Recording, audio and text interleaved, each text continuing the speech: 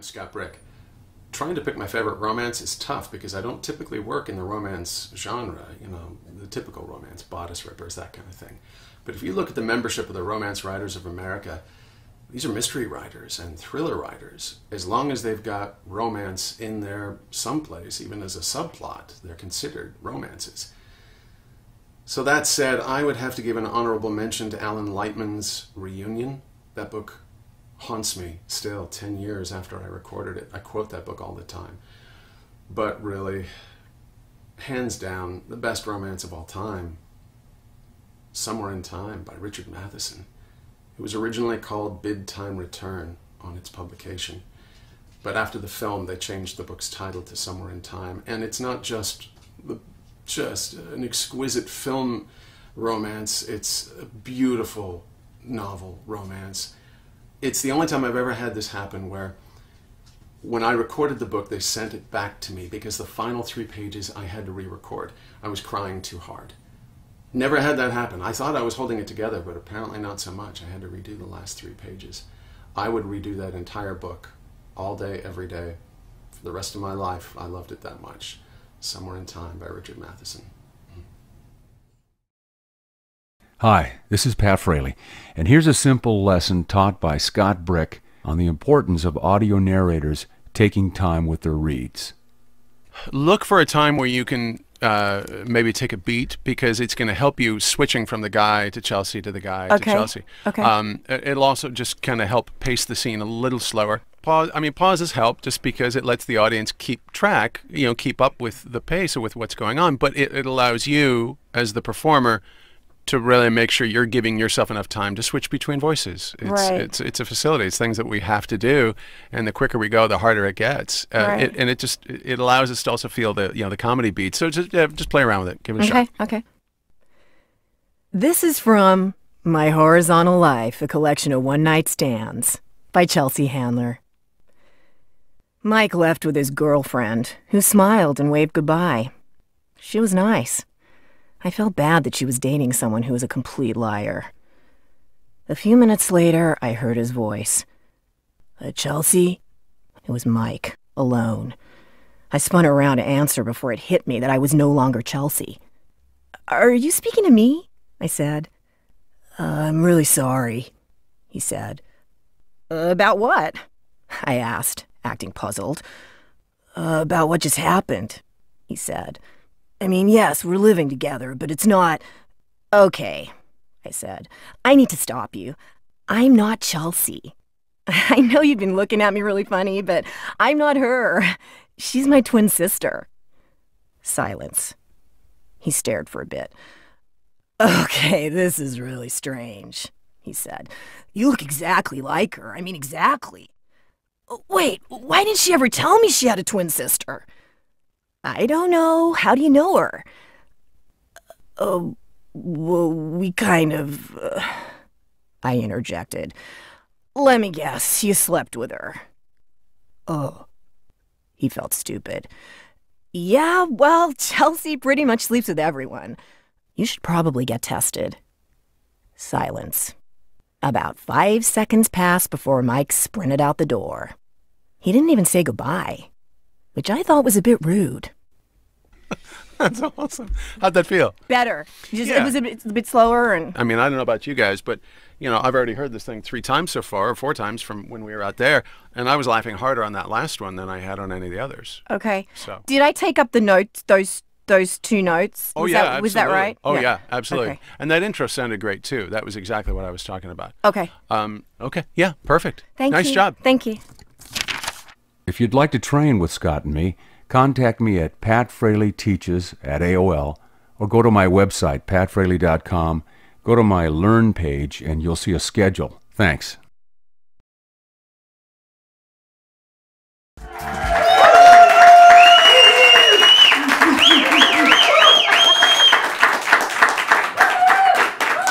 And we're back here live, broadcasting in Irvine, talking with award-winning audiobook narrator Scott Brick.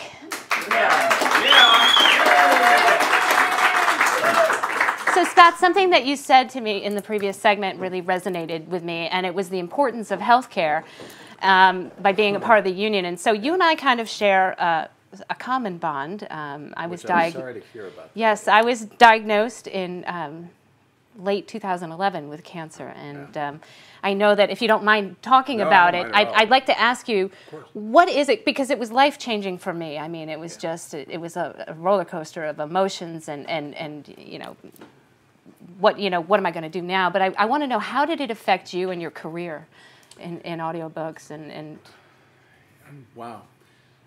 I know it's a big question. No, but it's a great question. It's so funny because so many people are afraid to ask me about it. Do you mind talking about it? I'm like, oh, I talk for a living. I'll talk about anything, you know. It did change my job. It made me focus on the parts of it that I loved the most, so that I could get rid of the parts that I loved the least. Any illness makes you reprioritize. And, you know, they tell you life is short. It's a cliche. You hear it all the time. But cliches are cliches because they're true. Life is short. This is not a dress rehearsal. Yeah. There's no need to put off joy. You know, if there's something you've been waiting on pursuing, why? And it's very interesting. I had found myself before my diagnosis. I was diagnosed maybe 8 or 9 months after you were. I was in August of 2012. And before the diagnosis, I used to say, when I would get really, really busy, and this sounds like a jaded thing to say, and I hope that you don't take it that way, because I didn't mean it in that way. It's just in audiobooks, in publishing in general, there's always a deadline. Think about why they call it that, deadline. It's unfortunate connotations. And there's always another book the following week that's going to have a deadline. And so when you get caught up in this very hectic, you know, oh, I got to work 12 days in a row until I can take a break, you know, until like what I was doing in 2009, I believe it was, I was working 7 days a week, 12-hour days. And at the end of the year, I counted up how many days off I had taken in the year, and there were 5. Yeah. I told that at a conference one time, a voiceover conference, and people were like, wow. And I'm like, that's not a good thing. Don't emulate me. Don't do it. I gained 50 pounds. Just everything in my life went to hell. It was a horrible existence. So I would say all the time, on my deathbed, I'm not going to wish I'd done one more audiobook. Which again isn't to say that I don't love what I do. I truly do. It's just what I realized. What would I miss? Mm-hmm. What would, if I was on my deathbed, I would regret not having gotten somebody else into the industry. I would regret not having helped more people come in. I realized I used to teach maybe once or twice a year, but that was always what I was most passionate about. That's what I love. And after my diagnosis, I was doing a class every other month, sometimes, you know, more often. I do these 4-week intensives, and I do that every other month. And so every other month I'm teaching 4 times a month, you know, every Wednesday night, and I love it. I absolutely love it. You just start thinking about legacy. And it's an honor to be working in voiceover, because whenever we're gone, what we've done, what we've worked on will live after us, as long as people are playing MP3s, or, hey, I still have an old Edison Amberola, a cylinder player. You know, as long as extinct technology is still being used, in some form what we've done will last. But I started thinking, what about other people's careers? I think that's a nice thing to last after I'm gone as well. So really what I started doing is I started working less, giving myself permission to take weekends, to take a break, an extra day between jobs. When, you know, I used to finish one job at noon, I'd be like, next, and I'd start, you know, I'd think, well, all right, one more dead soldier, here's a new one, you know, and I'd go right into the next one after a 20-minute break. I don't do that now. I just take an extra day or two, I clear my head, I work on the jobs that I love, and it made me pick up a manuscript. I hadn't worked on it in years, but I've been writing a book. I've been talking about it for so long. I know some people online are like, okay, when are you going to put it out? I started writing a book about audiobook narration. It's brick by brick, right? Is How that did the beginning of it? Yes. I'm as self-centered as the next actor, clearly, because the name of the book was... I was going to ask you about that. I call it How to Narrate Audiobooks Brick by Brick. But thank you. Yes. But I'll have you know that I interview a lot of other narrators and producers as well. Because the thing is, I always try to stress this in class, there's no one way to do this job. I can't tell you. Nobody can tell you in this industry. Nobody can tell you the right way to do an audiobook. There is no right way. There's your way. There's my way. There's Jim Dale's way. There's Simon's way. There's Barbara Rosenblatt's way. Everybody's got a way, including all of you here, if you choose to pursue this. So all we can do is tell you what works for us. So that's what this book is. I try to talk about what works for me, and then I bring in other narrators, I interview them, tell me what works for you. Sure. And early next year, I'm going to start releasing it chapter by chapter on my website. That's great. So I can do a bit more multimedia. Because reading, not quite the same unless you actually can hear it. So, and yet an actual traditional audiobook wouldn't work because you need to see the text. So I'm working on it so we can do it in a multimedia platform online. That's great. Yeah, it was just, I gave myself permission to work Sure. on the things that Things matter that most. matter. Things that, and I can totally identify with that, and I really must say that I truly, truly appreciate your generous donation to our scholarship fund, Oh, because it's my for pleasure. me, making an impact and making a difference was one of my end results too, that I really wanted to make sure that I had an impact, and the scholarship fund is something that helps me to do that, and I totally am so thankful that you can help in contributing to that. So thank you so much It's my privilege. for that. Thank you. So, awesome.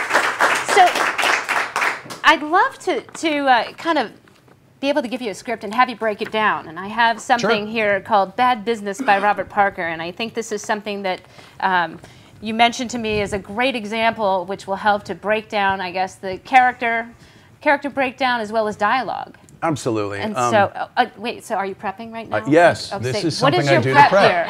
What? I do 4 things.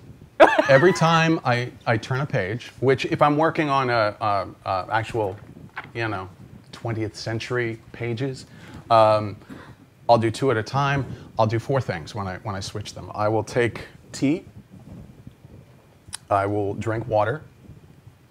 I used to use... I don't have tea. That's all right. Oh, okay. I used to use, somebody in the audience said banaka. I used to use the drops, the breath drops. I use those very sparingly now. Life after cancer makes you avoid chemicals if you can. So what I'll typically do is I'll get like there's like basically a health food, I go to a health food store, Whole Foods, you can get these immune booster sprays. They're basically saline. They don't really have any taste. And I add mint oil to it. And I do that because the mint really helps cut all the gunk that builds up on your tongue. Because I tell you what, you read out loud for 4 or 5 minutes, which is basically how long it'll take you to do 2 pages. Read out loud for 4 or 5 minutes and you're going to be able to hear every little, it's way too much. It becomes TMI after a while. So I do that to cut through all the tongue gunk. But then I use Blistex, and I don't smear it on like lipstick. A friend of mine saw this, and he's like, "Boy, that looks really masculine, just dabbing it on like that." But if I smear it on, it's too thick, and it will make my plosives pop too much. If I dab it, I can avoid popping. There you go, a little dab. A little dab will do you. Will do you. Well, great. So tell us a little bit about the excerpt that you're going to be... Yeah, I think you printed out for some... If you could just hand that out to the audience. And I think... this is a great excerpt. George has it? Yeah. It's called Bad Business by Robert Parker. To my knowledge, now I've not read this book. I didn't narrate it. I was shown this... It's on the back page. I was shown this in class one time by Denise, as a matter of fact, in a class that we worked on years ago. I believe this is essentially chapter 1. And so it's a really great teaching tool for me because it covers a lot of things that you're going to have to deal with. in your work as an audiobook narrator, you're going to have to choose how do I separate characters. When you do your demo, what you definitely want to have, you want to have a male-female dialogue on your demo. Because when you send a demo to a publisher, look, they're kicking the tires. That's what they're doing. You know, that's the metaphoric process going on. And the way they kick the tires is they want to know how you make men sound different from women and vice versa. So this is a male-female scene. You can choose how much or how little you want to do in terms of character voice. But because this is essentially a femme fatale coming into a private dick's office, you know, saying, oh, will you take my case? It's got a lot of beats. This is a very high society woman. This is kind of like Catherine Mulray from Chinatown, Faye Dunaway. This is a very sophisticated woman coming into the office of a guy who's a bit of a schlub. But he cracks himself up. So there's a lot of beats.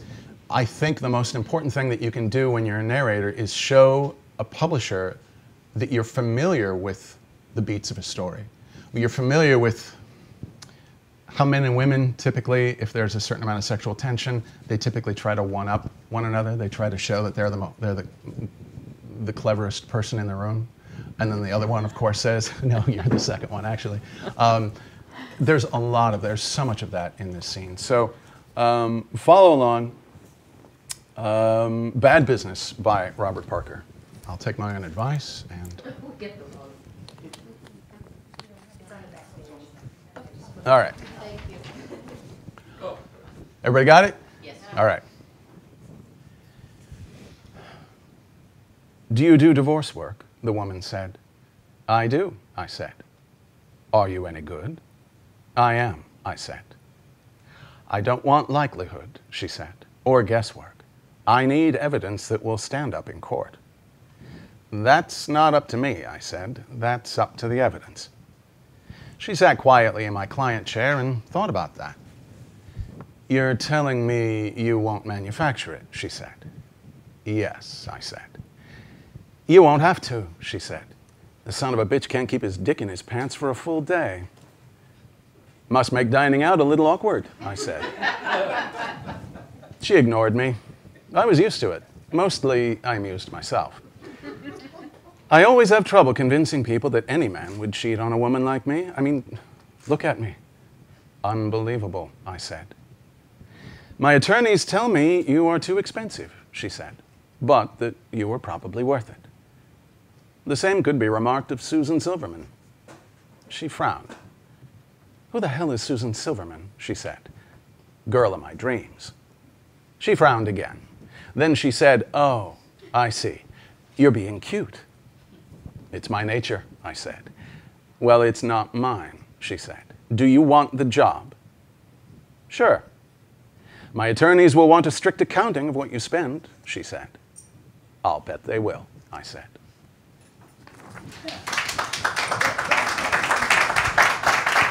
Thanks. But I do that piece because I think it illustrates, first of all, I think you were probably able to hear the story beats, the amount of times I'm pausing.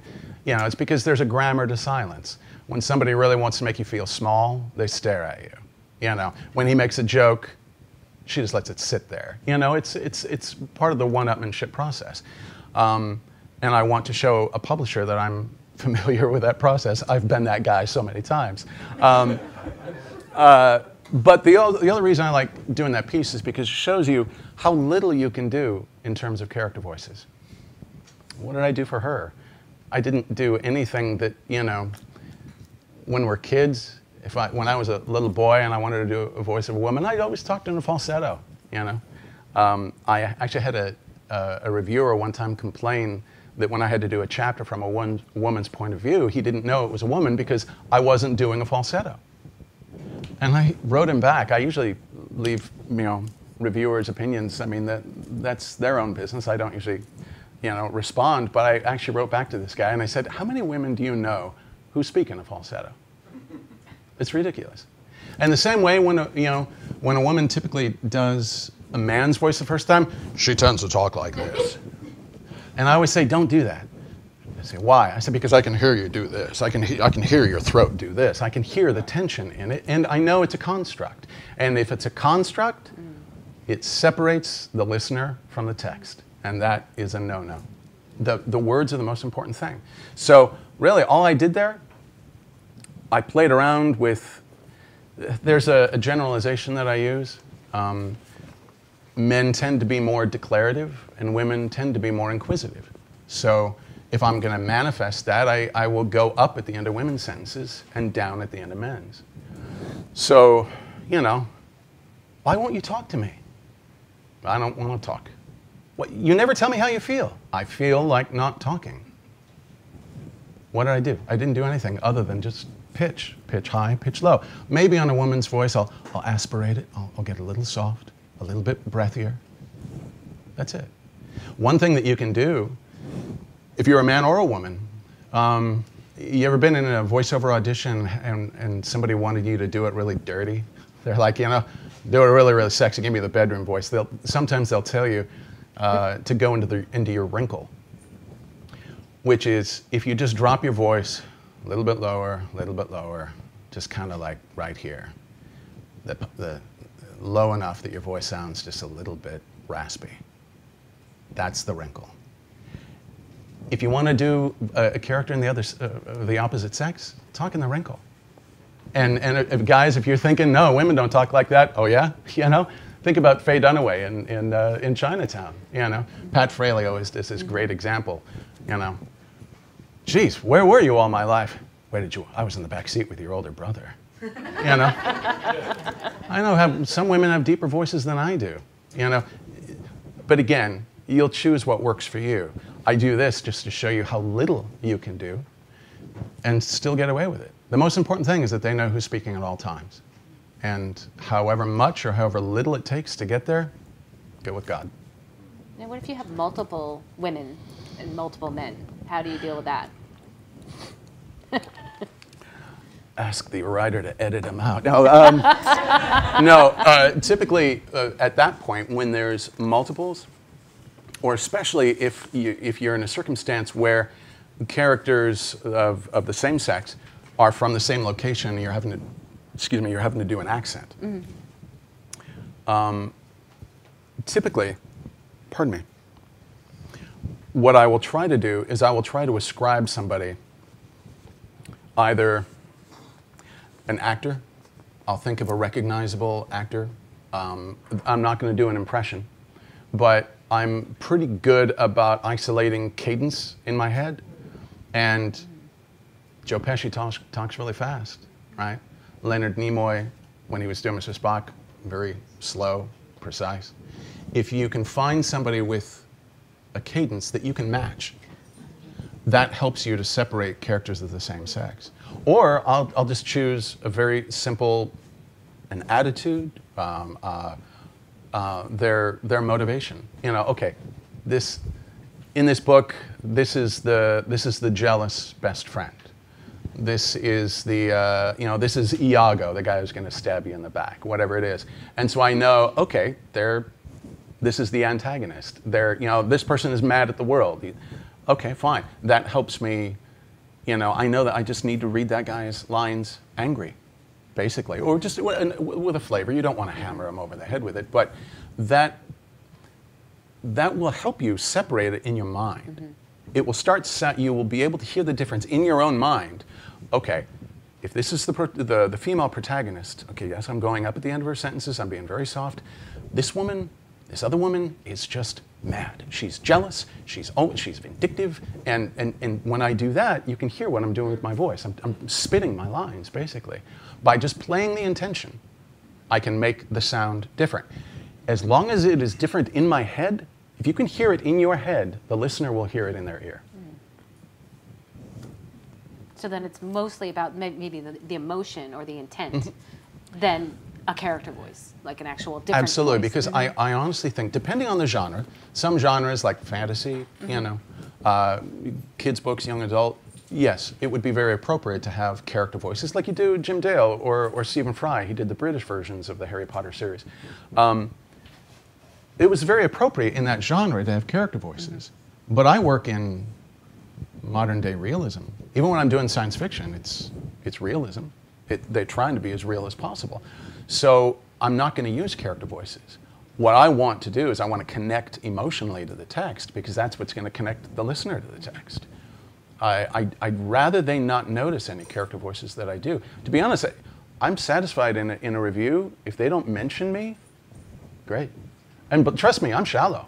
I mean, you know, like any other actor, I love seeing a great review. But you know what? If they're talking too much about my performance, I probably did too much. You know, it's the author's words. Good point. Wow. So then, in current day now, with all the reviews, because now you would get a review anywheres, right? On Amazon, or you know, I mean, and so that's kind of different than, let's say, 10 years ago, right? And so it runs the gamut of who might comment. You must get everything. I mean, I'm sure mostly good, but you must have. Oh, I get some bad ones. Oh boy, do I. The worst thing I ever got was somebody on Twitter. I just signed up for Twitter, and they're like, "Oh, you're gonna love it." My girlfriend said, "You're gonna love this. It's gonna be a great experience." Okay. I searched for my name. First thing I read, I'm not exaggerating, "I hope Scott Brick gets throat cancer and dies, so he'll stop ruining good books." And I was like, wow, I don't love Twitter. Yeah. I got over it. To be honest, when I get a bad review, or if somebody sends me a note, you know, saying that really blew, that's fine. You know, everybody has their own opinion. I usually just try to take the high road and say, well, thanks for listening. I appreciate you giving it a try in the first place. You know, I'm sure you'll find somebody else you'd like to listen to. So I can't worry about it. Let's talk a little bit about social media then. Sure. Even now that you had your first experience with Twitter, not necessarily a great one, but as you know, I'm a huge proponent of social media and how it helps. I believe that social media helps to tell the story of your brand. And so if you're going to be a good storyteller in voiceover in general, right, in every genre, really, you need to be a storyteller. Why can't you tell the story of your business through social media? And so how does it affect, like, how do you employ social media in your... Well, typically what I do when I have time, and I admit that I don't spend anywhere near enough time doing this, but I will use primarily, I've got my website, I've got my personal page on Facebook, but I've got 2 professional pages as well, one for my publishing imprint and one just for me as a narrator. I'll go on and I'll talk about what I'm working on, because I want to drum up interest. I want to help the publisher do their job. I hate to say it, I don't mean to sound mercenary, but you're going to, you'll be able to get a lot more work if you do that. Publishers, you know, sometimes it becomes a sticky point with the union if you're doing this and you're not getting paid to. Look, I'm not going out on book tour with the authors, but unless I'm asked to. But if it's a really good book, I want other people to know about it. So I know that my listeners, the people who pick up books because of me, you know, it's primarily because you know, they've connected with certain authors. So if I do a new Nelson DeMille book, a new Brad Meltzer book, or Greg Hurwitz, or a Clive Cussler, I will go and I'll say, hey, everybody, I'm in the studio this week. Maybe I'll show a photo. I'll post a photo of me. You know, I christened a new studio at the Random Houses. They just opened 4 new studios in LA. And every time they open a new one, they have me do the first book in it. It's very nice. And so we made sure to take a bunch of photos. And I said, hey, I just did this new book by John 12 Hawks. And oh my God, so many people responded. And actually the author responded. I'd never talked to him. This author lives off the grid. The author does not, John 12 Hawks isn't his real name. You've never seen an author photo. You've never seen an author interview. He's never done a book signing. He lives off the grid. His books are all about how basically society is, you know, trapping us. It's fascinating science fiction stuff. Anyway, but because of just posting those photos, the author reached out to me, and that was really, I got an email from a guy who only talks on sat phone with a vocal scrambler. Okay, that's how. Wow. I swear to God. Wow. I've heard his voice before. He left a voicemail message to tell us about the pronunciation for a book, and he was speaking on a vocal scrambler from an untraceable sat phone. And the producer says, Scott, you got to come in. You got to hear this. And I figured it was just a tough word that she wanted me to hear the pronunciation for. You got to the end of it, and you hear basically what the author said was, please tell Scott Brick that I really enjoyed what he did with the last book. That's really nice to hear. But when you hear, please tell Scott Brick that I enjoyed what he did with the last book. And I was like, holy crap, you know, it was one of the most surreal experiences of my life. It is still, it's not the most elaborate compliment I've ever received, but it's my favorite one. I mean, just because of the way I heard it. And it happened because of social media, you know. Wow. So, yeah, I'm a big proponent. When I'm in the studio, I tell people what I'm working on. 3 months later when it comes out, I say, hey, by the way, remember I told you about that John 12 Hawks book called Spark? Just came out, you know, and I do a link to it on Amazon. Well, I know on ACX now they're actually encouraging that you're doing the promotion as well.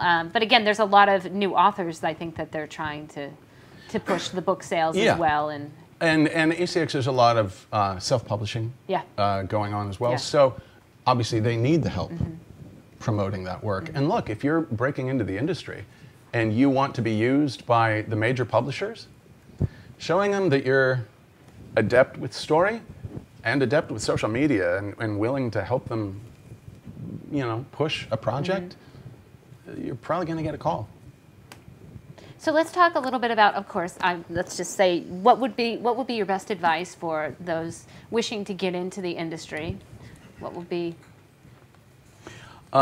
tips and tricks to getting, if I'm interested in audiobooks, and what should I do as a newbie? Well, if you're a newbie, and let's say you're coming in from another genre of voiceover, let's say you're a promo artist or you've done a lot of animation, then you know you've got a demo for each one of those. Understand that if you want to do audiobooks, you have to have a separate audiobook demo. If you've got a commercial demo and you want to send that in, please don't. It will be thrown away if you send them a hard copy. If you email somebody a link to, you know, your commercial demo page, they won't go. They won't click on it. They won't listen. They don't want to know how you do a 15 or 30-second spot. They want to know, can you do a 62-hour Ayn Rand book? You know? It's a marathon. It's not a sprint. So that was the hardest part for me because, you know, I had these other kinds of demos, and which I had spent a lot of money on when I didn't have a lot of money, and I was like, what? I got to do what? It's not the best part of the industry, but it's true, you know? So do a demo. Try to work with somebody in the industry. There's a lot of teachers. God, you'll trip over teachers in this town. There are certain teachers who offer demo courses. I do one with Pat Fraley. If you can't afford to do a class, excuse me, if you can't afford to do a class and you don't have a home studio, see if a friend of yours does. If you can borrow their home studio. If not, if you have to rent a home studio, great. Try to find somebody in the industry who can direct you. There are people who will just direct you in your sessions. And you could live out of town. I've directed people in Cincinnati, in New York, in Florida. It's just they were in a studio and we had a Skype session going on. Try to reach out to somebody in the industry who has done it before, just because you may, look, Renee Rodman, she's a magnificent narrator. She reached out to me because she had been doing voiceovers, my God, for years. I think she was the voice at Target when she decided to do audiobooks. She said, do you mind helping me with my demo? It was the first one I ever worked on. And she's got magnificent instincts, but she had never done audiobooks. And when she did this party sequence from a Dorothy Sayers mystery, she went to do the man's voice, and it was like this. And I just said, oh, please, you know, stop. And if you're working with somebody in the industry, they will tell you about little pitfalls like that. So get your demo done however you can. And then it's going to take a lot of legwork. You have to send it to the publishers. How has the audiobook demo changed over the years? Or is it still pretty much the same? Not really. The only thing that's really changed is the delivery mechanism. You know, you used to have to put it on a CD. Right. Or God forbid, cassettes back in the day. Right.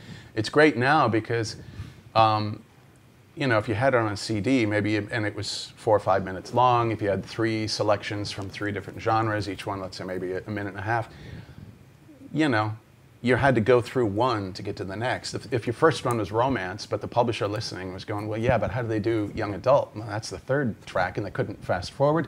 Well, now if you go to a website, everybody's got their, each little tiny selection, each excerpt is done separately. Oh, you want science fiction? Great, go right here. You know, you want young adult? You want romance? Great. Self-help? Great. Spiritual? Here you go. And you never want to be more than 2 clicks away for a publisher. Got it. You know, 1 click to your audiobook page, a 2nd click to the specific type of, label the genre so they can kick the tire for whatever book they've got ready to cast that week. So, Professor Brick, yes. maybe you can tell us a little bit about the college course. I'm very excited about that because I'm teaching a college course this yes, month. That's right. I just heard it was just renewed. Yeah, I'm very excited. And social media, of course. But yes. I'm very excited about this. Maybe you can tell us a little bit about it. It's accredited. Fantastic. The very first in the nation, right? And they hired a guy who didn't finish college. My brother is a professor. My brother and his wife, they're both professors. They're both geographers. And, and I was like, man, you were in school for like 20 years. It must chap your ass to have to call me Professor Brick. That's just crazy, you know? But I'll tell you what, I'm pretty sure my students will call me the dropout professor. And that'll be fine. I go back to UCLA. I was going back like every couple of years to talk to the students there, to try to stay involved because it gave me so much. It helped me grow so much. It nurtured me when I really needed it. I did the same thing with my high school until my English teacher retired. So I would go in and I'd teach a class every once in a while and just tell them about voiceover in general, but specifically about audiobooks. And then Audible, they started reaching out, trying to find new narrators, and so they would ask me, hey, you know, they had me go to NYU, they had me go to UCLA, USC. And of course, when I was at UCLA, I was like, oh, this is home. And so I'm talking to the head of the department, who was a mentor of mine, Michael Hackett. He cast me in my first show at UCLA, and now he's the head of the department. So, so we were sitting there just having. Did I? You fix your microphone. Oh, great. We don't want to miss a word. That's so true. Thank you. Yay! George Whittam. Thank you, George Whittam. I was having lunch with Michael, and he said, you know, I would really like to have a curriculum for voiceover. Would you be willing to participate? And I figured, okay. You know, they've got a lot of UCLA grads, like, you know, Nancy Cartwright from The Simpsons, she went to UCLA. So people can go back and just talk about whatever genre they work in. Okay, great. Once a year, twice a year, I'll go back and talk about audiobooks. You take But- Lavalier 101. I need to take Lavalier 101 because I did a lot of job. Hang on a second. Am I going to have to tell this story again? I would hate that. I would hate to have to tell. So thank you, George. In character. Is that better? Yeah, Am I just a little scratchy. There you go. we're getting a good level? Okay. Yeah, right. Yeah. After about 2 years of thinking about it, he realized, you know, with Audible coming there and looking for new narrators, he thought, well, look, let's teach them specifically one type of voiceover that would give them the best chance of success.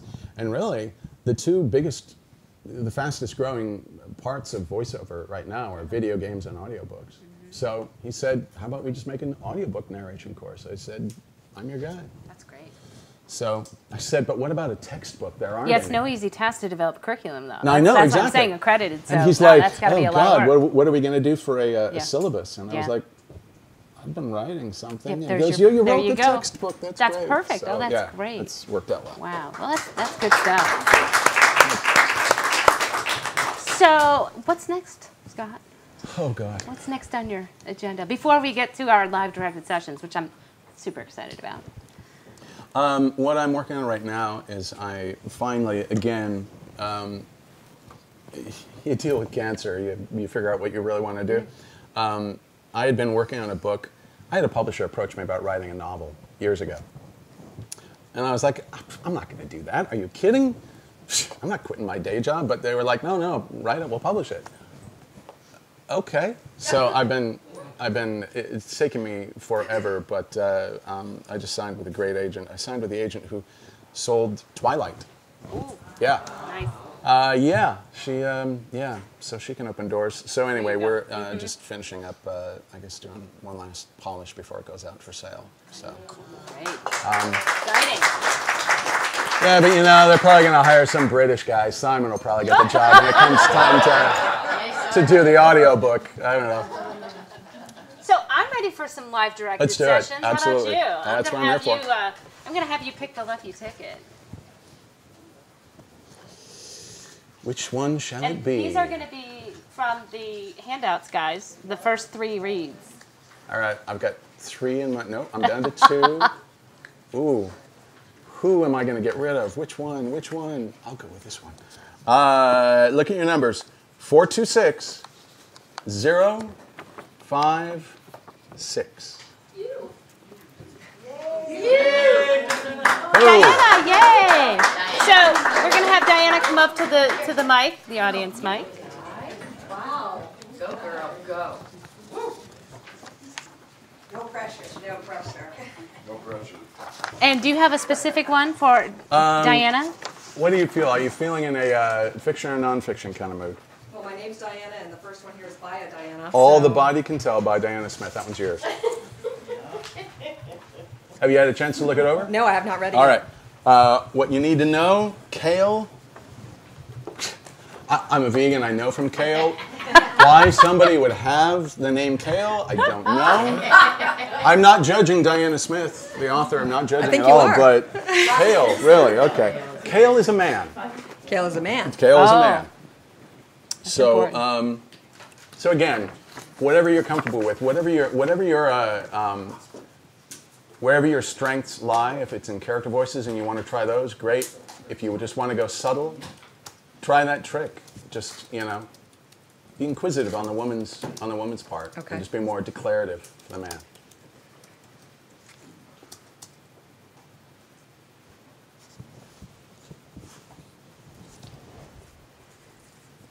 Two seasons gone and one lake crossed. Kale was feeding twigs to the fire. Amy looked about for any scrap of wood, but he was talking again, provoking. Where do you think you were going? You would have ended up drowned if I hadn't come along. Then what would you have done? I was going along all right before you came. The canoe was swamped and you know it. She kept her face impassive, eyes hooked to the ground. I could make you get back in that boat right now, and I could take you to the doctor. He jerked his head to the aluminum boat tethered by, heaving with the motion of the lake. Or back home. That's what I should do. You'd have a fight on your hands, she said quietly. Well, this is a hell of a thing, said Cale, shaking his head. Go. I don't care. She was afraid he would go. He came to the fire with a blanket for her shoulders. The sun was relenting on the horizon, and soon it would be too dark to see. He sat down next to her. They did not touch or speak. Awesome.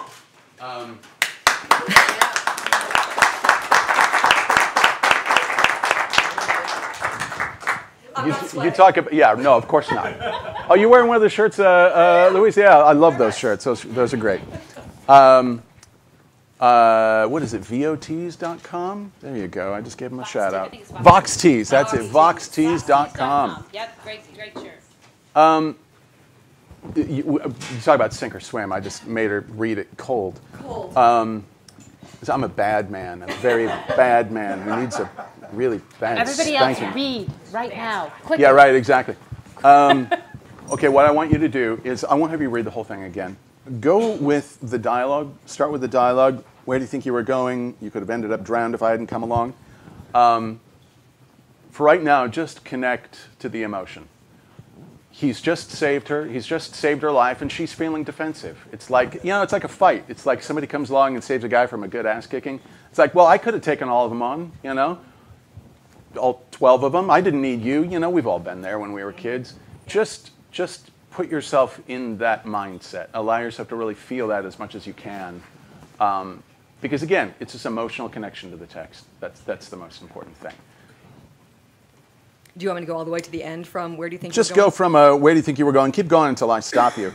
Give the guy just a little bit more anger, you know? He's pissed off. Maybe he's been in love with her for years and she almost died. He could have almost lost her. You don't know what the backstory is, but make a choice on what it might be. Because if this is an audition, you go into a Random House and they give this to you, you're not going to be able to read the whole book. Yeah. But you can choose why he would be angry at her. Maybe it's because he's in love with her. Maybe, and that's why she's angry too. I didn't need your help. Maybe because, I mean, she's genuinely suicidal. She wants to die. Or maybe it's because she's in love with him. Whatever it is, it doesn't have to be the right choice. It just has to sound like you've made one, is the most important thing. Okay. Where'd you think you were going? You would have ended up drowned if I hadn't come along. Then what you would... Sorry. Let's start again, shall we? Where'd you think you were going? You would have ended up drowned if I hadn't come along. Then what would you have done? I was going along all right before you came. The canoe was swamped and you know it. She kept her face impassive, eyes hooked to the ground. I could make you get back in that boat right now and I could take you to the doctor. He jerked his head to the aluminum boat tethered by, heaving with the motion of the lake. Or back home. That's what I should do. You'd have a fight on your hands, she said quietly. You'd have a fight on your hands, she said quietly. Well, this is a hell of a thing, said Cale, shaking his head. Go. I don't care. Okay. That's the dialogue. That's what I want you to do. Do you hear more of a connection that time? Yeah. That's what we're always going for. Thank you. Thank you. Nice. And again, if I hadn't made you just dive into it, sink or swim, you could have come in on the first read with that. That's basically what you're looking for when you're reading the text at home, preparing. You're looking for the emotional connection. Because there's always going to be a moment that the audience is going to connect to some scene in this book. Maybe, somebody, my girlfriend saved somebody from drowning. You never know who in the audience will have experienced something like this. But even though I've never experienced that, I have fought with somebody that I was secretly in love with and didn't want to admit it. And maybe it's on that level that you reach them. But you will never reach them unless you connect with the text first. Thank you very much. Nice job. Thank you. Yeah.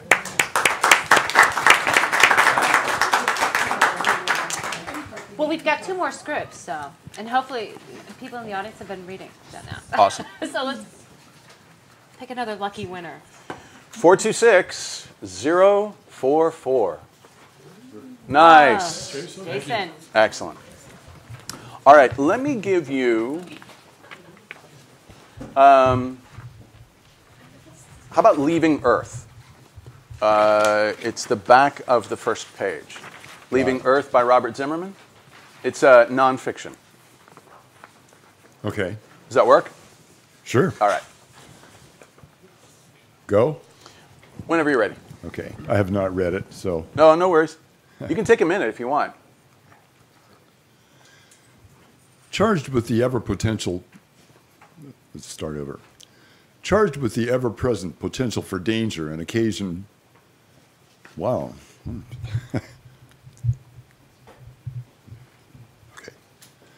Charged with the ever-present potential for danger and occasionally punctuated by terrible moments of disaster, the history of space exploration has been keenly dramatic. The recent disaster of the Space Shuttle Columbia was a sad but certain reminder that space travel is an extraordinarily dangerous occupation. Oddly enough, it often takes a tragic accident to remind us that we still have a presence in space. In the decades between triumph and tragedy, we tend to ignore the fact that there have been scores of space pioneers who've risked their lives to explore our solar system. Indeed, the International Space Station is sometimes referred to as Alpha, a moniker that implies that it is our first real permanent presence in space. But this notion is frowned upon by the Russians, and for good reason. Prior to the construction of the controversial International Space Station, a host of daring Russian cosmonauts and a smaller number of intrepid American astronauts were living in space for months, some of them for over a year. Nice. All right, what's your name? Jason. Jason, nice job.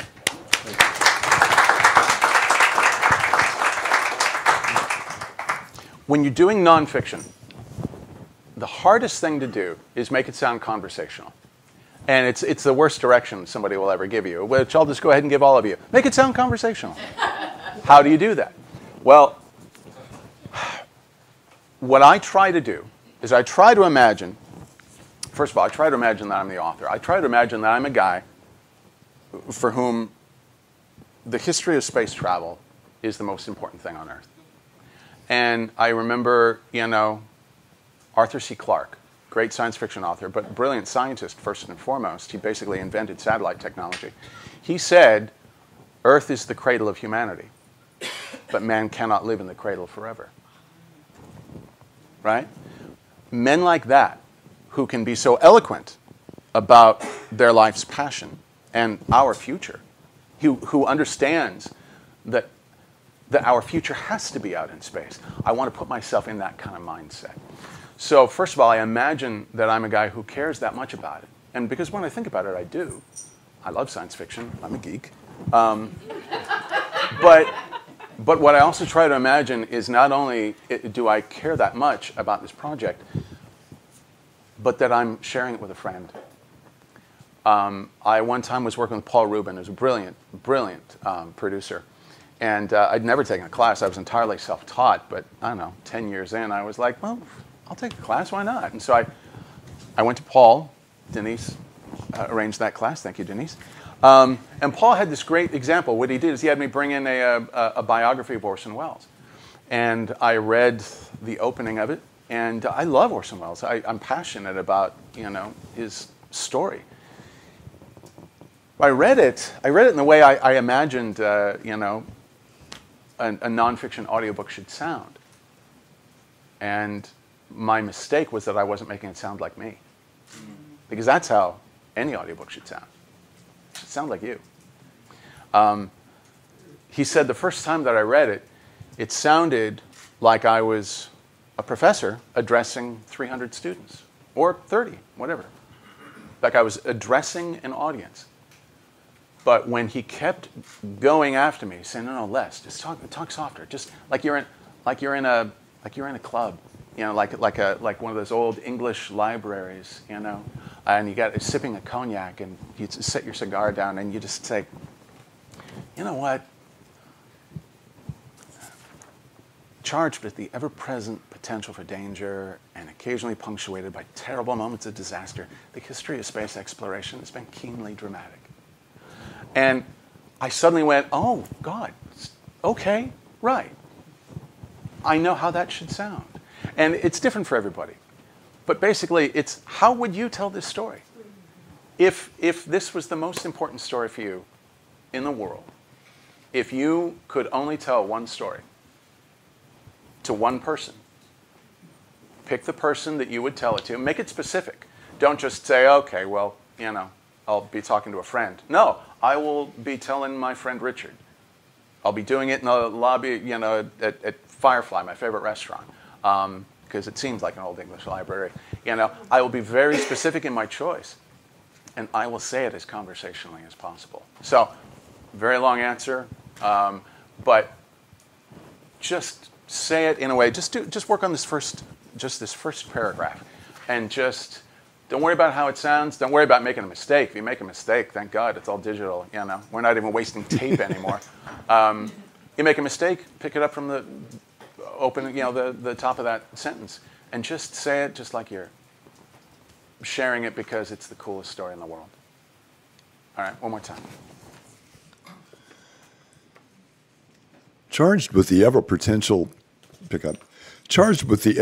potential for danger, and occasionally punctuated by terrible moments of disaster, the history of space exploration has been keenly dramatic. The recent disaster of the Space Shuttle Columbia was a sad but certain reminder that space travel is an extraordinarily dangerous occupation. Oddly enough, it often takes a tragic accident to remind us that we still have a presence in space. All right, let me ask you this. That last sentence, oddly enough, wasn't that just eminently conversational? Isn't that how it sounds? Right, nice job. It takes practice. You keep working at it. You can do as many takes as you want until you feel like you really got it right. But even earlier, when you were like, you said something like, occasionally punctuated by terrible moments of disaster. He said it like, okay, yes, granted, there have been horrible setbacks. That's what we do. We tend to kind of throw up and get a little defensive about it. The read starts to sound a little defensive. Yes, there have been setbacks. You can almost imagine him doing this, going, okay, look, I got it. Those are very conversational notes, very conversational tones that are inserted into the read, and that's what we need in audiobooks. When I've told this story before, she's not here, so I can't embarrass her in person, but my girlfriend, she was auditioning for Audible, and she said, would you listen to my read? I know what I was thinking. I said yes. And I further don't know what I was thinking because I told her the truth afterwards. I said that was a good read, but I wouldn't hire you. And she said, why? And I said, because I know how much personality you have. You as just who you are, but especially when you're telling a story, you in your everyday life. You and you and you in your everyday life. You've got so much personality when you tell it in your own special way. I said, I didn't hear that. And she said, oh, I was reading it the way I thought an audiobook narrator should sound. And I said, an audiobook narrator should sound like you. That's what we need more of. So anyway, go and do likewise. Go and do that more. That was very nice. Thank you so much. Nice quick progression. I think we have time for one more. All right. And all my global peeps, I want to make sure my global peeps are involved. So those of you that are still in the Hangout, get those questions. And our live audience, too. So if you have any questions for Scott, we'll be doing questions after this. Hello, Kitty. Kitty wants to read. He wants to read. He's won the ticket. He wants to be a narrator, too. There you go. Garfield for Garfield. 426-041. Nice. Come on up. That's all right. Allison, yay! Mike Martin in the chat room said earlier, wouldn't want to miss hearing your name for a one-on-one with Scott. So I think Scott really wants to get to read. I don't know if it's possible. I'm sorry? Is it possible for Scott to do a read? Mike Martin in the chat room? Oh, we did. Oh, with Mike? Sure. Yeah, because he said in the chat room, wouldn't want to miss hearing your name called for a one-on-one with Scott. So I'm assuming that means he'd like to be able to read with Scott. Yeah, do we have, as long as you can put up a script for him and he can see it, or I'd have to send him, actually I could send him. I don't know, is it logistically possible? To send him a script? I can email him a script. Ask him if he can get on his email, and I'll email him the scripts. All right, Mike, give us your email, and if you'd like to read for... Okay. Send him this one. Okay. Said True Love Story. Well, we got them all in one. Oh, yeah, okay. I got them all in the ones that you sent me, so. Okay. Yeah, tell him I'll send it to him in a minute. Okay. I am fiction or nonfiction? And here's the thing. You're going to be doing a repeat, something that other people have already read before. I didn't bring enough excerpts. You can either read the that botched drowning scene by Diana Smith, or that Leaving Earth, which we just heard. Which one of those would you? There's also Super Sad, True That Love. one's from a man's point of view. Gotcha. Yeah, and typically that's going to be read by a man. Okay. I will not gainsay you. I'm George, speaking can for the you industry. email me that document? Can you email me? I can't, it doesn't go back far enough here. Which one do you feel like? I'll do All the Body Can Tell, the first Great. one. Perfect. See if I can Okay. get it. Anytime ready? Oh, I got it. 2 seasons gone and 1 lake crossed. Cale was feeding twigs to the fire. Amy looked about for any scrap of wood, but he was talking again, provoking. Where'd you think you were going? You would have ended up drowned if I hadn't come along. Then what would you have done? I was going along all right before you came. The canoe was swamped, and you know it. She kept her face impassive, eyes hooked to the ground. I could make you get back in that boat right now, and I could take you to the doctor. He jerked his head to the aluminium boat tethered by, heaving with the motion of the lake. Or back home, that's what I should do. You'd have a fight on your hands, she said quietly. Well, this is a hell of a thing, said Cale, shaking his head. Go, I don't care. She was afraid he would go. He came to the fire with a blanket for her shoulders. The sun was relenting on the horizon, and soon it would be too dark to see. He sat down next to her. They did not touch or speak. Very nice. Nervous. What's your name? Allison. Allison. Very nice job. You did something that a little bit, and I would encourage you to do just a little bit more of it. And this is a little tiny thing. You'll forgive me if I'm going to offend anybody here. I cuss a little bit. My grandmother used to say this phrase, though. She would say, it's like picking fly shit out of the pepper. I'm nitpicking, okay? But I think, again, especially if you're doing a demo, you want to let the publisher kick your tires, showing them that you can handle silence. Because like I said earlier, there's a grammar to silence. You had just a little tiny pause somewhere here that I would actually do just a little bit more. At the very end, go, I don't care. She was afraid he would go. Pause. He came to the fire with a blanket for her shoulders. Because I think that's the key of the scene. This whole thing is like, why did you make me save your life? Well, I didn't need your help. You could have drowned. I could I could take you to the hospital. Well, go, I don't care. But I don't want him to.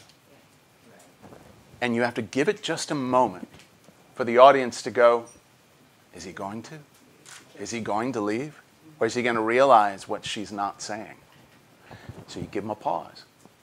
You reflect what the audience needs. You reflect the audience, their desire to know. They want to know as quickly as possible. So I always encourage people to be, it's a little counterintuitive, but if you make them wait just a little bit for it, it creates tension. So anyway, you put the pause in there, and that was nice. But you could hit it even further. I'll do what we did earlier. Go just from the dialogue, from where the dialogue starts to where it ends. And give Cale, the guy, a little bit more. Make him just a bit more spluttery. Like, what, you crazy? You made me dive in and save your life. Are you kidding me? And make her afraid. But make her there's a couple of things here where, she's speaking quietly, So make him a little bigger and make her just a little smaller. And again, make a choice. Is he in love with her, or is she in love with him, or is it both? And is that why he's so angry? Whatever it is. Again, I don't have a horse in that race. Make the choice and really try to connect with that feeling. Okay. And try again just from the dialogue.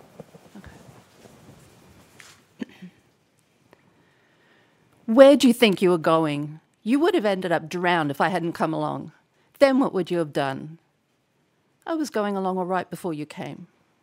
The canoe was swamped, and you know it. She kept her face impassive, eyes hooked to the ground. I could make you get back in that boat right now, and I could take you to the doctor. He jerked his head to the aluminium boat tethered by, heaving with the motion of the lake.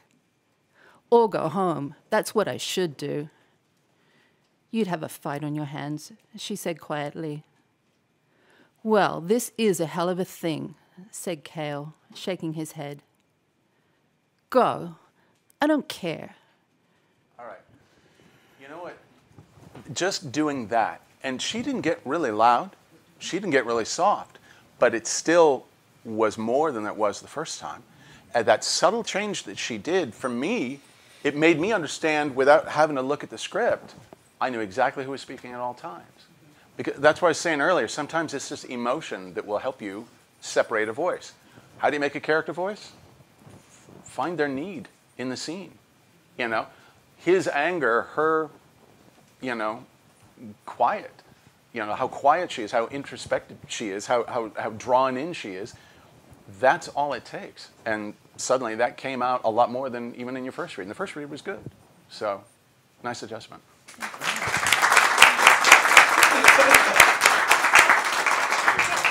just want to make sure, did Mike Martin get the scripts? He said he has not gotten them yet. Oh, I emailed it to his email address. For sure.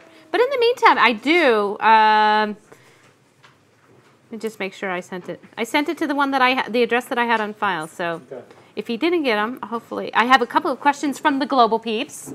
Hi, Please. Global Peeps. Thanks for hanging out with us this long. My goodness. I don't even know if Ted is still there. But I have a question from Scott Chambers, who wants to know, how do you remain consistent with your tone when recording for a long period of time? I take as many breaks as I need. If you put in a full day, most professional narrators, people who are doing this full time, are going to try, everybody's different, but you're going to try to get about 3 hours done a day. 3 finished hours. Maybe it takes you 6, maybe it takes you 8 hours, however long it takes you. You go for 3 finished hours. You need to sound the same at the end of hour 3 as you did at the beginning of hour 1. And you need to sound the same at the beginning of hour 4 as you did at the end of hour 3. So when my energy is flagging, if it's after lunch and I get that post-lunch carbohydrate coma, I don't care if I'm only in the studio for 15 minutes. If I got to take a break, I go take a break. And if I'm at somebody else's studio, I've done jumping jacks in the studio. I've jogged around the building. I've gone and played with my dog. I mean, whatever it takes, whatever will recharge my batteries, I will go and I'll do it. Because if your energy is flagging, they will hear it. I one time had the misfortune of having an insulin reaction and didn't realize it. And I was loopy. I was not making any sense at all. They're like, you should probably go get some food. And I was like, no, I'm fine. Oh my God, they played it for me the next day. I've never been more embarrassed in my life. So it's like, when they tell you, go take a break, go take a break. And also, if you're making your demo, for God's sake, if you're making it at home in your own home studio, or you're renting a studio, or you're borrowing somebody's studio, do not record your 3 selections back to back to back. Get up, get out, change your energy. If they sound like they were recorded back to back to back, you will not get the job. They have to be 3 separate genres, 3 separate tones, 3 separate. The energy should sound separate for each one of them.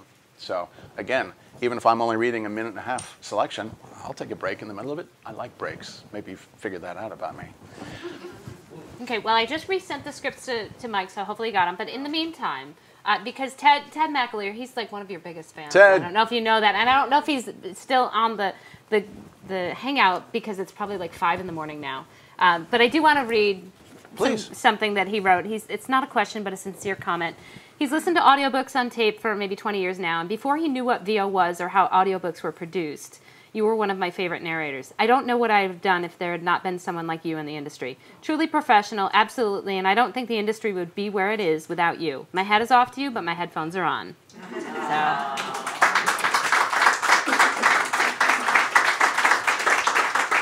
And he does have a question.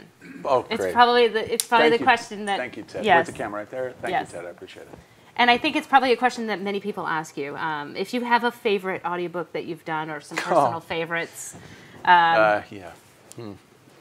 Okay, he's holding up one of the Dune books. That was the first Dune book I ever did. Actually, that one right there, What Makes Sammy Run? To your left. Yeah, right down, right there. Right here. You can't get this on Audible. You can only get it in your library. But it was one of my favorite books of all time. I did it very early in my career.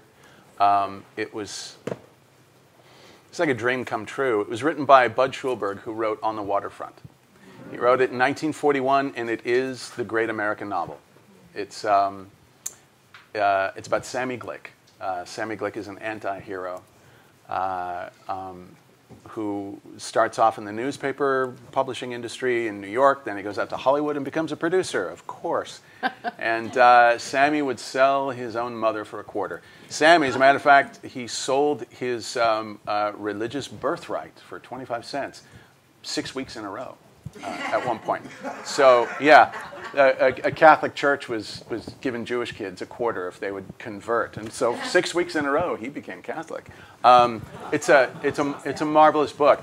But the title of it is it's wonderful. What makes Sammy run? Why is this guy always moving so quick? What is he trying to achieve? Why does he feel he needs to? It's an extraordinary book. I love that one. I love Mystic River.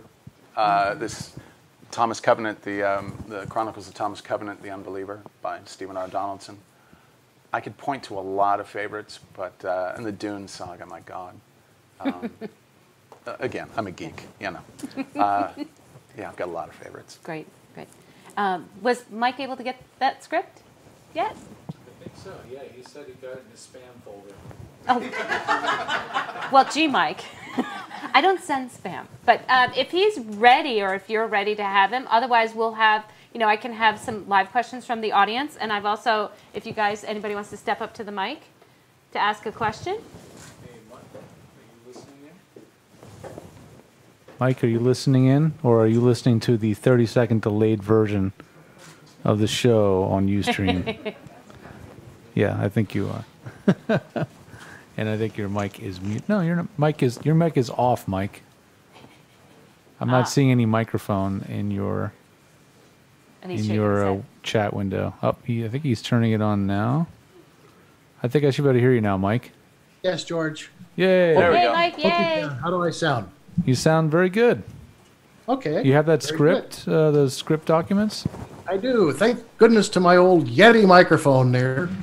Yay! So, what does he have those 3 scripts to choose from as well? Yeah, I think I told him to look at the which one did you say? Super Sad True Love Story. Yeah. Yes, I have that one up. Perfect.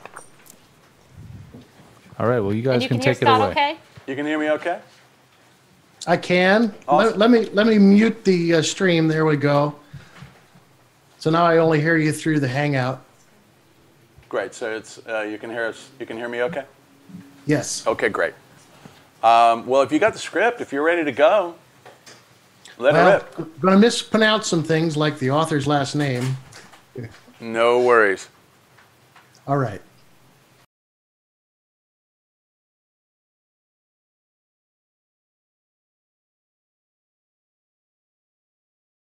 Natural death at age 81 is a tragedy without compare. Every day, people, individuals, Americans, if that makes it more urgent for you, fall face down in the battlefield, never to get up again, never to exist again. These are complex personalities, their cerebral cortexes shimmering with floating worlds, universes that would have floored our sheep-herding, fig-eating, and analog ancestors. Love these tongue twisters. These folks are minor deities, vessels of love, life-givers, unsung geniuses, gods of the forge, getting up at 6:15 in the morning to fire up the coffee maker, mouthing silent prayers that they will live to see the next day, and the one after that, and the Sarah's graduation, and then...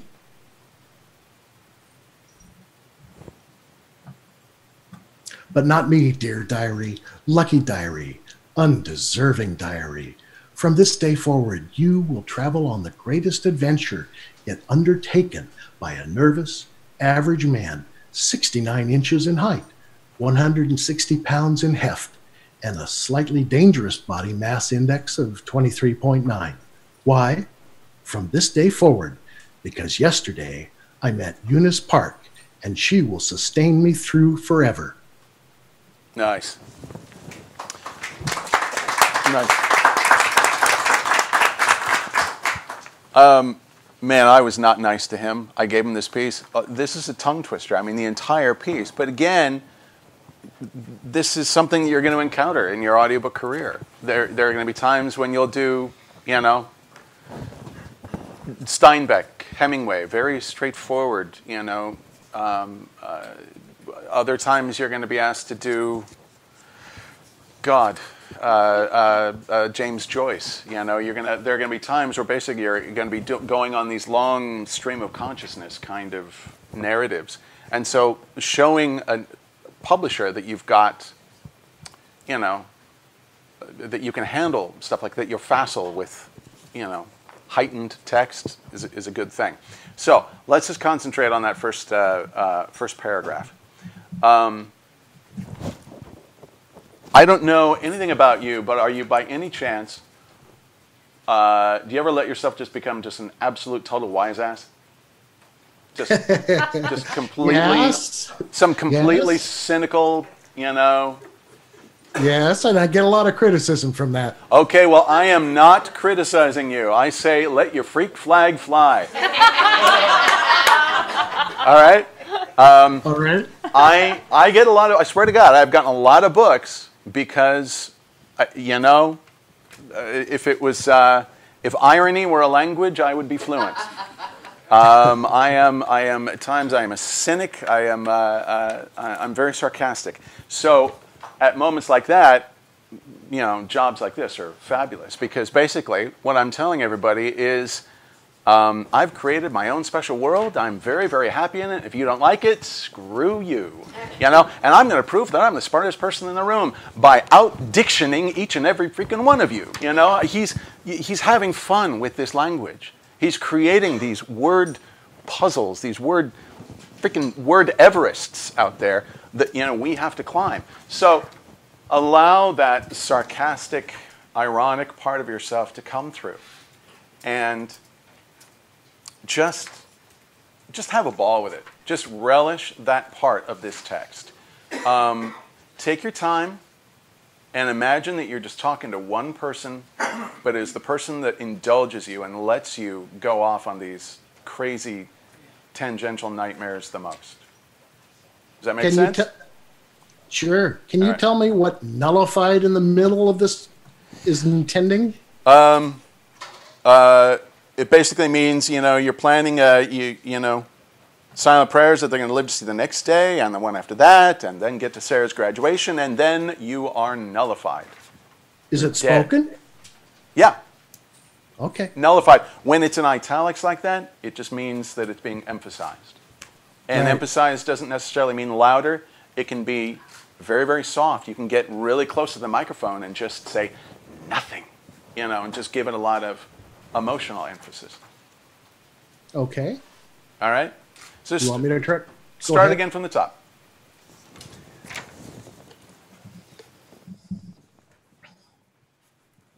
Super Sad, True Love Story by Gary Shtegenhart. Did you know that each peaceful, natural death at age 81 is a tragedy without compare? Everyday people, individuals, Americans, if that makes it more urgent for you, fall face down on the battlefield, never to get up again, never to exist again. These are complex personalities, their cerebral cortexes shimmering with floating worlds, universes that would have floored our sheep-herding, fig-eating, analog ancestors. These folks are minor deities, vessels of love, life-givers, unsung geniuses. I'm going to stop you just for a second because what I really want you to do on this line, these folks, thank you. These folks are minor deities. Really make the point there. It's like, you're not listening to me. These people are minor deities. You know what I mean?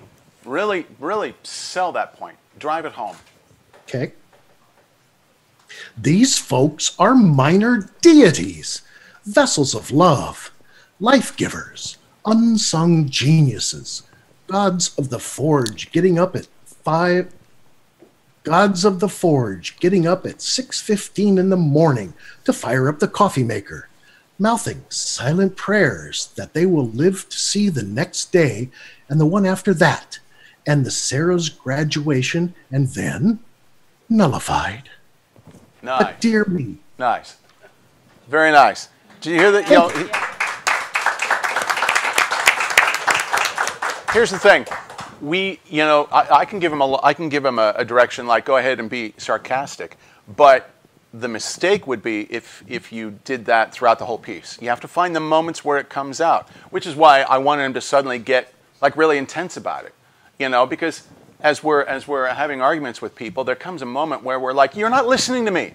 No, these are minor deities, okay? Are you getting me? The subtext becomes, are you listening to me? And what that does is it elevates the text a little bit. It gives levels. In acting class, we're always told, play all the levels. Play the highs, play the lows. You can't be right in the middle. So again, when I give a direction like just be sarcastic, it's going to, you know, you're going to basically give it just like one wash over everything. But he found the times, you know, on that line, they're minor deities, and again, on nullified, to be different. There have to come times where you and the audience realize, oh, new thought. And if they hear you doing that, him doing that, me doing that, they're going to be able to follow along. So anyway, nice job. Finding levels. Thank you so much, Scott. Thank you. Okay, great. So I have, well, our live studio audience, you can come up to the mic. Hey, Scott, great job tonight. I mean, I learned so much and stuff that I could use on my commercial reads as well. Oh, great. So, really loved it. Like to know some more next steps, you know, other classes you teach, other things that we can be involved in. Thank you. Yes, I have, well, I do classes. I teach a couple of different ways. I've got a 4-week intensive class that I do every other month. The last one I'm going to do probably for the next 6 months is actually starting in about 10 days from now, on October 1st. What I like about that class is one night we can just work dialogue. One night we can just work narrative. One night we can talk about character voice, how much or how little. One night I like to go over things like what he, tell me, I'm sorry, the name again. Mike. Mike. Mm-hmm. Mike, when he just went, he did this very natural thing. Never to get up again, never to exist again.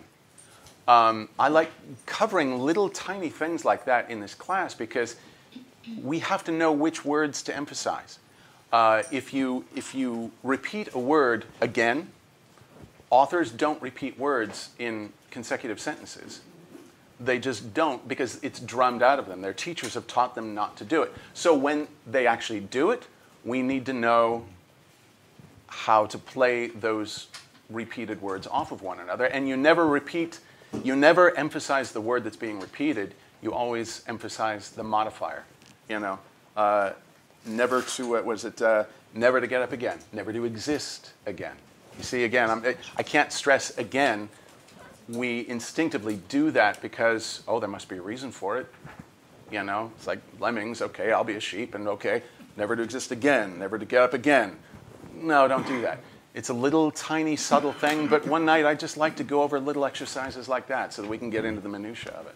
Anyway, long answer. So on that, how many people in the class? Is that information on your website? Yeah, you know, actually my website is being retooled at the moment. If you want, you in can... the last, I talked about that October class. Oh, did you? Yeah, Oh, thank you. Oh, you did. Yep. Thank you for that. I appreciate it. With information. You can email me. It's scottbrickteaches@gmail.com. And I can email you all the information. But I've also got a demo event with Pat Fraley at the end of October, where if you're brand new and you want to make the demo, the great thing about those classes is that it's a weekend, you get taught, but at the end of it, we've recorded you and it becomes your demo. Wow. So, Both great classes. thank you. Great. Yeah, appreciate it. Thanks. The next steps, and look, if you're not local, I mean, obviously, look, I teach via Skype too, but if you don't come to me, go to somebody. Take a class. Do theater. You know, practice at home. Read out loud to your loved ones. These are next steps that anybody can do, even if they don't have the money for a class. Even if they don't have the money yet to put together a demo. Read out loud. It will help you. Thank you. And fingers crossed, we have plans, hopefully, to do something together via Peeps. Yeah, bringing absolutely. a class Early down next this year. way early Yeah. next year. So, great. Anybody else have a question? If you come up. And while you're coming up, I'm going to ask one from the global audience here. Please. From Tammy Romani. Hi, Tammy. Yay. What do you do if you come down with some kind of cold, virus, or allergies, or something that affects the tone of your voice, especially mid-book? What are your recommendations? First thing you have to do is check in with the publisher and find out what is their drop-dead deadline. what is the latest that you can push the book back, and just try to get well, whatever that means, whether that means you go to your doctor or you sit at home and rest. If you're holistic, do as many herbs as you can. Whatever you need to do to make yourself sound better. There are doctors in LA, Pat Fraley tells me about it, there are voiceover specialists who will help you still be able to work even through a situation like that, and I've had to go to them a few times.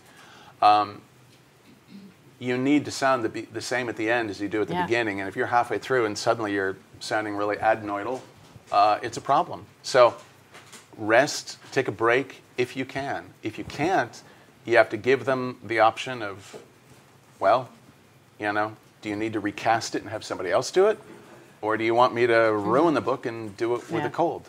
You know, you have to, you basically you have to leave it in their court, put the ball in their court, you know, even if it means you lose the job, sadly. Good question. Hey, Scott, Joe Hi. Nagel.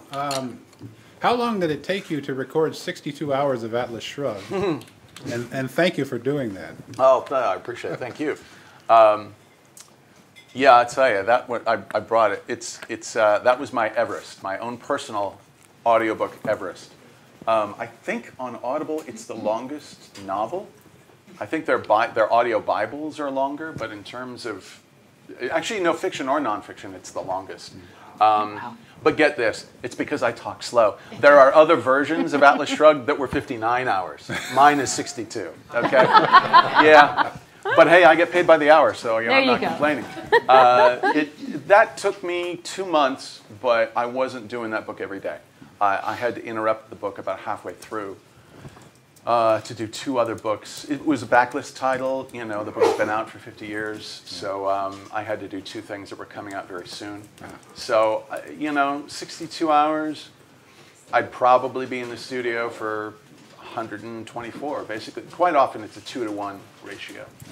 If it's an 11-hour book, it's probably going to take about 22 to record. So, you know, about a week. And Sideways, better than the movie. Oh, thank you. I appreciate it. I told the author that too, by the way. Thank you. I'm actually, get this, I just today received in my inbox Sideways 3. Yeah. Oh. I did the sequel, Vertical. And I got to be honest, when I looked at it, I was like, okay, first one was Sideways, the second one was Vertical. What's the third one going to be? Sideways 3. Okay, all right. You know, but I know how the whole story ends now, and I'm just delighted because I love that series. Hi, Scott. My name is Lou. Hi, Lou. You are an interesting cat.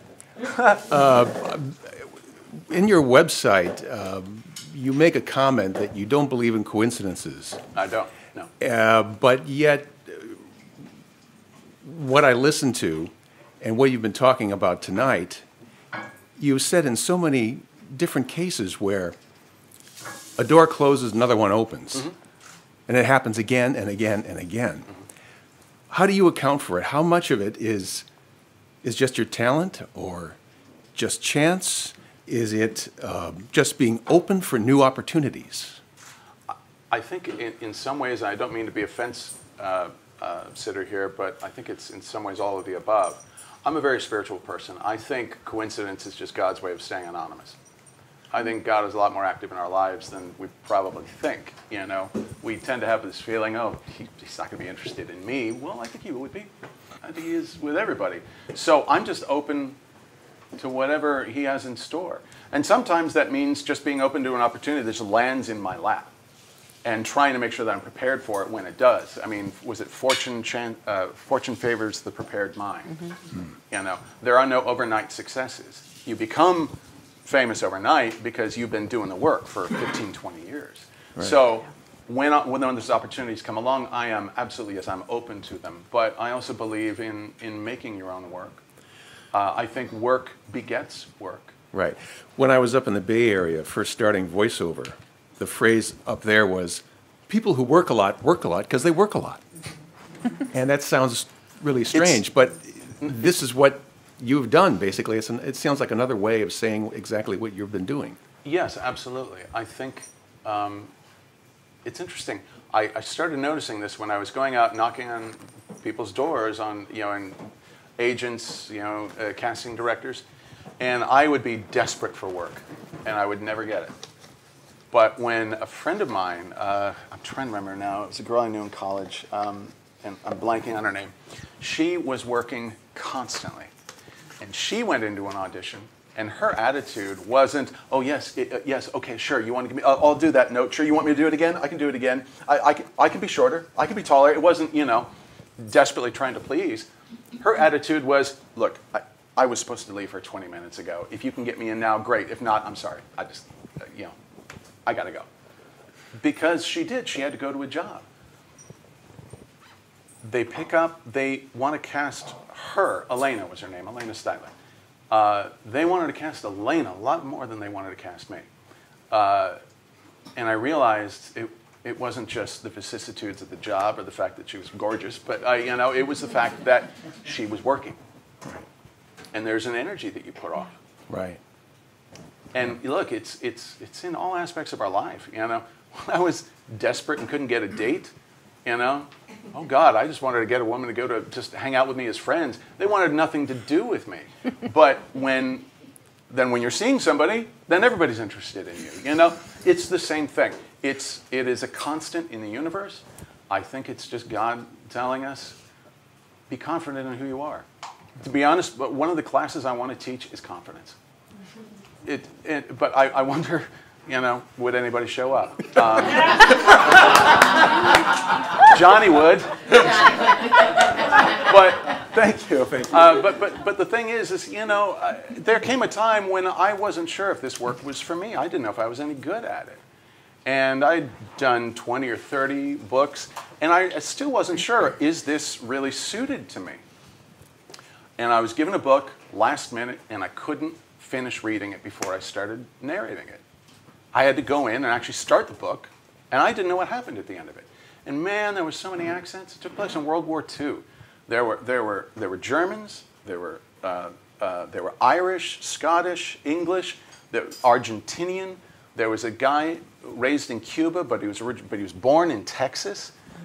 You know, there were so many crazy accents, and I had to read it cold. And I didn't know what to do.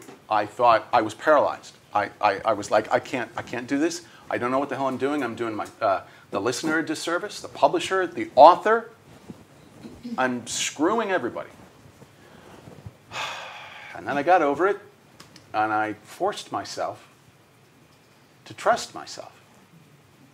I thought, you know what? I know how to tell a story. I've been doing it my whole life. And yeah, okay, I'd read the first 100 or 200 pages, and the next 400 or 500 probably going to be about the same. And I already made the choices about which voices to do, so you know what? Okay, fine. And the rest of the book, I don't advocate doing this. Do as I say, not as I do. But I had to do the rest of that book cold. And that was the first book I ever won an award for. Wow. And you know, I think what it really was, it was that moment that I had to decide I will just trust myself. And again, going back to my high school teacher, Mike Frem, I didn't see it in myself, but I had to trust that somebody else did. And I finally said, okay, you know what? They cast me. There's a reason for that. I've got this concept. We are all perfectly cast. Every single one of us. Any audiobook producer is going to tell you that casting is 80% of the job. If they cast you, it's for a reason. And if there is a reason, I will trust that reason. So that's why I want to teach confidence. But all it would be is me telling stories. I mean, you know. To Johnny. To Johnny, exactly. You know, what kind of exercises can there be? Great, I'll go up and be confident now. Great, thank you. You know. But anyway. Great answer. Great answer. Wow. Good stuff. So, anybody else? Well, I'd say it's time for a scholarship drawing.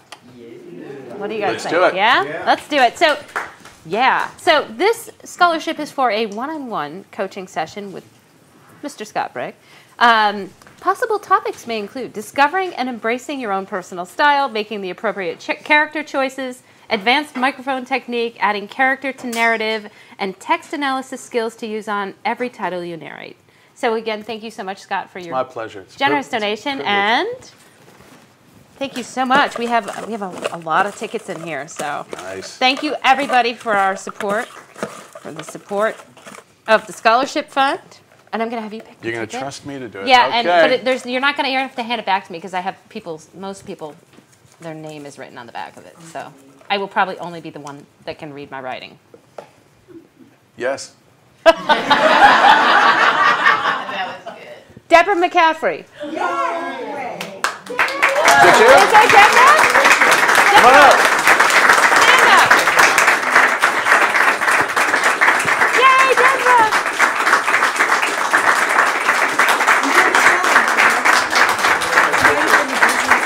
Say again? Oh, well, that's perfect. Yay! That's perfect. We'll get you started. Thank you so much. Congratulations! Yay! All right. Well, I guess this is going to wrap up our session for this evening because I know we've got about 3 minutes left before the 3-hour mark hits. And I want to thank you, Scott, so much it's my pleasure. for being such a wonderful guest. And it's just been amazing. And VO Peeps love you. Thank you so much. It's my Thank pleasure. you to my tech team. Thank you, everybody in the audience. Thanks to all of my global peeps who hung out. And I love you guys. And we will be back next month on October 25th with MJ Lalo. So have a great night. Mwah! Thank you. Thank